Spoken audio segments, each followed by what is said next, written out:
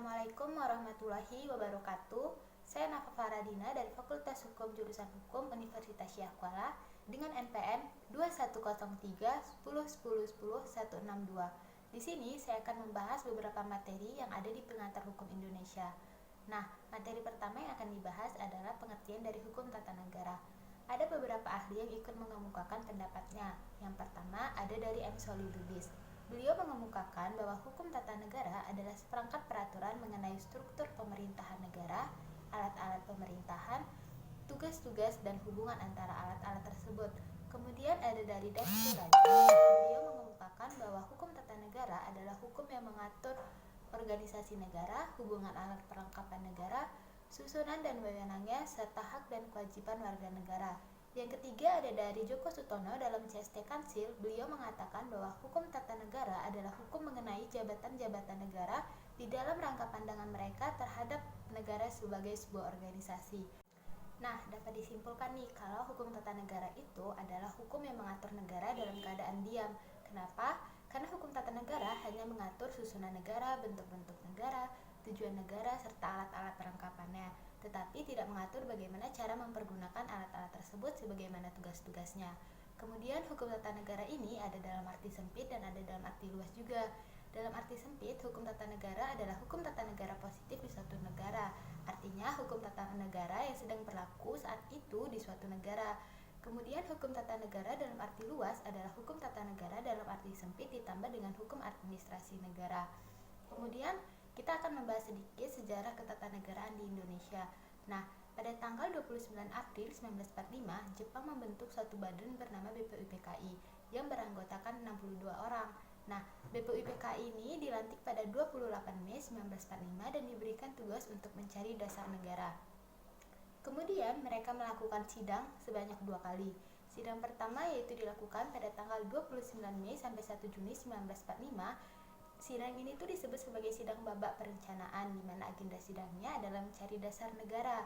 Kemudian mereka melakukan sidang yang kedua yaitu pada tanggal 10 sampai 16 Juli 1945, di mana sidang kedua ini disebut sebagai sidang babak perumusan. Agenda sidang kedua ini adalah membahas wilayah negara, bentuk negara, persiapan panitia perancang undang-undang, panitia keuangan dan ekonomi, serta panitia pembela tanah air. Di sidang kedua ini mereka juga membahas rancangan Undang-Undang Dasar 1945 dan juga panitia 9.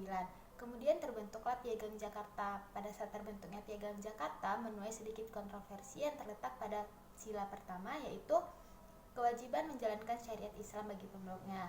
Kemudian hal ini digantikan menjadi ketuhanan yang Maha Esa.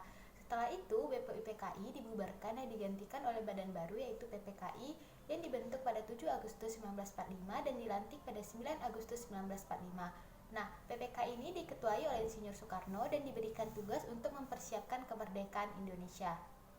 Sehingga pada tanggal 17 Agustus 1945 Indonesia dinyatakan merdeka. Kemudian pada 18 Agustus 1945 Undang-Undang Dasar 1945 disahkan oleh PPKI menjadi Undang-Undang Dasar Republik Indonesia.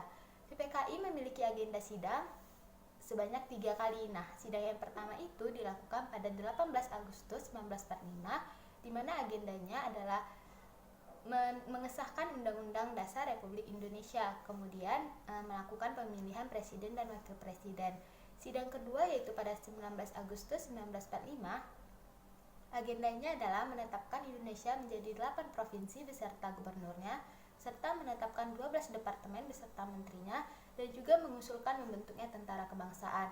Sehingga pada rapat ketiga yaitu tanggal 22 Agustus 1945 mereka membentuk tentara kebangsaan, terus juga membentuk Komite Nasional dan Partai Nasional. Nah, itu sedikit sejarah ketataan negara Indonesia.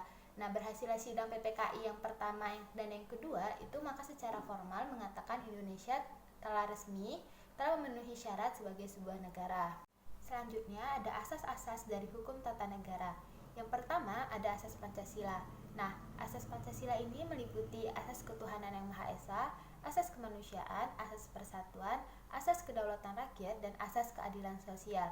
Yang kedua ada asas negara hukum seperti pada pasal 1 ayat 3 Undang-Undang Dasar 1945 yang menyebutkan Indonesia adalah negara hukum, maka segala pembentukan organ harus ada dasar hukumnya.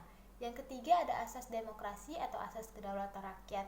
Hal ini berarti kedaulatan ada di tangan rakyat dan dilaksanakan berdasarkan Undang-Undang Dasar seperti pada pasal 1 ayat 2 Undang-Undang Dasar 1945.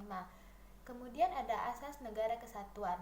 Segala perumusan hukum tata negara harus mengedepankan asas kesatuan dan asas persatuan, mengingat di mana Indonesia adalah sebuah negara hukum berbentuk republik.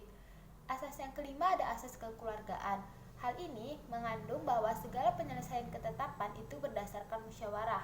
Yang keenam ada asas pembagian kekuasaan yang disebut dengan trias politika oleh Montesquieu. Itu terdiri dari 3, yaitu eksekutif, legislatif, dan yudikatif, di mana mereka memiliki tugas dan perannya masing-masing. Kemudian ada pengertian dari hukum administrasi negara. Nah, hukum administrasi negara adalah hukum yang mengatur negara dalam keadaan bergerak. Hukum administrasi negara ini mengatur bagaimana cara menjalankan dan melaksanakan hukum tata negara. Hal ini berarti hukum administrasi negara dan hukum tata negara itu memiliki hubungan, begitu juga dengan ilmu negara. Ilmu negara memberikan dasar-dasar teoritis kepada hukum tata negara. Hukum tata negara mengatur negara dalam keadaan diam dan hukum administrasi negara mengatur negara dalam keadaan bergerak. Hal ini berarti mereka memiliki objek kajian sama, yaitu sebuah negara. Selanjutnya kita akan membahas mengenai asas-asas umum pemerintahan yang baik atau yang biasa disebut dengan AUPB. Pada pasal 1 ayat 17 Undang-Undang Nomor 30 Tahun 2014 tentang Administrasi Pemerintahan menyebutkan asas-asas umum pemerintahan yang baik adalah prinsip yang digunakan sebagai acuan untuk penggunaan wewenang bagi pejabat dalam menetapkan keputusan atau tindakan dalam penyelenggara pemerintah. Pemerintahan yang baik adalah pemerintahan yang dijalankan berdasarkan dasar-dasar AUPB. Nah, asas-asas yang terkandung pada AUPB adalah yang pertama asas kepastian hukum. Asas ini mengutamakan landasan kepastian peraturan undang-undang, kepatutan dan keadilan pada setiap kebijakan penyelenggara pemerintah. Yang kedua ada asas kemanfaatan, yaitu asas yang memberikan manfaat secara seimbang dan dapat dirasakan oleh semua pihak, baik itu individu maupun kelompok. Yang ketiga ada asas ketidakberpihakan. Nah, asas ini mewajibkan badan atau pejabat dalam setiap melakukan keputusan atau mengambil keputusan atau tindakan untuk mempertimbangkan segala kepentingan tanpa adanya diskriminasi, segala kepentingan pihak tanpa adanya diskriminasi. Yang keempat ada asas kecermatan. Nah, pejabat setiap melakukan keputusan itu didasarkan pada data informasi yang valid dan mengutamakan kecermatan sehingga mengurangi adanya kesalahan. Yang kelima ada asas tidak menyalahgunakan wewenang. Asas ini mewajibkan pemerintah atau badan untuk tidak menyalahgunakan wewenang di luar dari tugasnya atau di luar dari fungsi wewenang yang telah diberikan. Nah, asas keterbukaan ini adalah asas yang melayani masyarakat dan memberikan akses secara jujur, adil, dan tidak diskriminatif dengan tetap memperhatikan perlindungan hak asasi secara pribadi, golongan, ataupun rahasia negara. Selanjutnya adalah asas kepentingan umum. Nah, asas ini adalah asas yang mengutamakan kepentingan kesejahteraan umum dan kemanfaatan umum dengan cara yang akomodatif, selektif, dan tidak diskriminatif. Yang terakhir ada asas pelayanan yang baik, yaitu asas yang memberikan pelayanan yang tepat waktu, tepat prosedur, dan biaya yang jelas sesuai dengan standar ketentuan perundang-undangan. Selanjutnya kita akan membahas sedikit mengenai pengertian dari ketetapan. Pada pasal 1 ayat 3 Undang-Undang Nomor 5 Tahun 1986 tentang PT-UN menyebutkan pengertian dari ketetapan adalah suatu penetapan tertulis yang dibuat oleh badan atau pejabat tata usaha negara yang didasarkan pada perundang-undangan yang berlaku. Nah, ketetapan ini bersifat konkret, individual, dan final dan dapat menimbulkan akibat hukum bagi seseorang atau bagi badan hukum perdata. Nah, ketetapan tersebut dikeluarkan oleh organ pemerintah yang memiliki wewenang yang diberikan oleh undang-undang berdasarkan asas legalitas. Tanpa wewenang tersebut, maka mereka tidak dapat mengeluarkan ketetapan atau tidak dapat membuat ketetapan. Nah, ada 3 cara untuk memperoleh ketetapan, yaitu melalui delegasi, atribusi, dan mandat. Selanjutnya kita akan membahas mengenai upaya penyelesaian sengketa tata usaha negara. Upaya pertama adalah upaya administratif. Upaya ini adalah sebuah prosedur yang dapat digunakan seseorang atau badan hukum perdata di mana ia merasa kurang puas terhadap keputusan tata usaha negara. Upaya administratif ini terdiri dari dua bentuk. Yang pertama ada banding administratif dan ada keberatan administratif.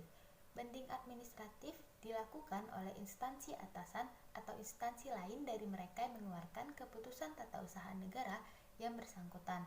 Keberatan administratif adalah pengajuan yang diajukan kepada atasan pejabat yang mengeluarkan keputusan tata usaha negara. Upaya yang kedua adalah surat gugatan. Nah, gugatan adalah suatu surat permohonan yang diajukan oleh penggugat di mana ia merasa kepentingannya dirugikan oleh keputusan tata usaha negara. Nah, surat tersebut berisikan tuntutan agar keputusan tersebut dibatalkan dan menjadi tidak sah dengan atau tidaknya tuntutan ganti rugi atau rehabilitasi. Selanjutnya kita akan membahas mengenai hukum agraria. Hukum agraria adalah himpunan bidang hukum yang mengatur hak-hak atas sumber-sumber daya agraria. Sumber daya agraria terdiri dari hukum tanah, hukum air, hukum pertambangan, hukum perikanan, serta hukum penguasaan tenaga dan unsur-unsur ruang angkasa. Nah, selanjutnya ada asas dari hukum agraria. Yang pertama ada asas kebangsaan yang terdapat pada pasal 1 ayat 1, 2, 3. Kemudian ada prinsip nasionalitas yang terdapat pada pasal 9 ayat 1. Kemudian ada hak menguasai negara yang terdapat pada pasal 2. Kemudian ada pengakuan hak wilayah atau hak adat yang terdapat pada pasal 3. Kemudian ada fungsi sosial terdapat pada pasal 6. Persamaan derajat sesama WNI yang terdapat pada pasal 9 ayat 2. Kemudian ada land reform atau reformasi agraria yang terdapat pada pasal 7, 10, dan 17. Kemudian yang terakhir ada land use planning yang terdapat pada pasal 14. Kemudian kita akan masuk ke dalam kita akan membahas mengenai hak-hak atas tanah yang terdapat pada hukum pokok agraria. Nah, menurut Undang-Undang Nomor 5 Tahun 1960 yang terdapat pada pasal 16 ayat 1, hak-hak atas tanah terdiri dari hak milik, hak guna usaha, hak guna bangunan, hak pakai, hak sewa, hak membuka tanah, dan hak memungut hasil hutan. Demikian beberapa materi yang ada di Pengantar Hukum Indonesia. Saya berharap apa yang sudah saya sampaikan bisa menambah wawasan bagi para pendengar. Saya mohon maaf apabila ada kesalahan kata ataupun ada kekurangan dalam video saya. Tujuan saya membuat video ini adalah untuk sama-sama menambah wawasan kita dan untuk memenuhi tugas dari Pengantar Hukum Indonesia. Lebih kurangnya saya mohon maaf. Assalamualaikum warahmatullahi wabarakatuh.